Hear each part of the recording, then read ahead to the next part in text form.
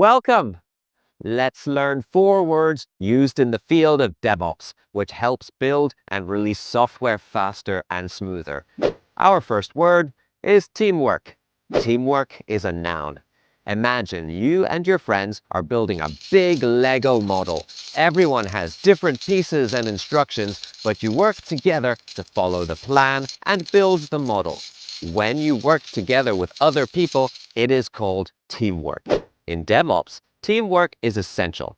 Developers who write the code and operations specialists who manage the servers and databases work together to build and release software. They share their skills and ideas to achieve a common goal. This is teamwork. Next, let's talk about collaborate. Collaborate is a verb, and collaboration is the noun.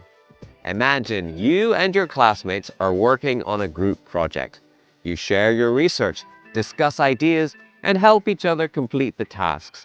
When you do this, you collaborate with your classmates.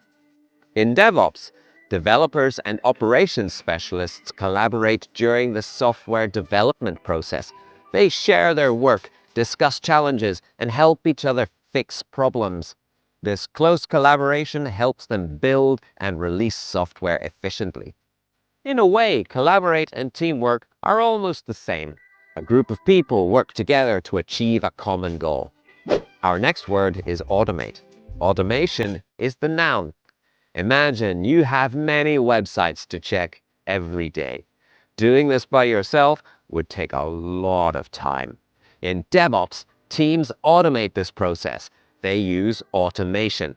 This means the computer checks websites for updates by itself without someone doing it every day. It saves time and reduces mistakes. DevOps also automates tasks like sending notifications for errors or putting new software versions on servers. Remember these words: teamwork, collaborate, and automate. They help you understand how people work together and get things done fast in DevOps. Before we finish, let's take a quick look at a phrasal verb. Set up. This means to organize, to begin, or to implement something.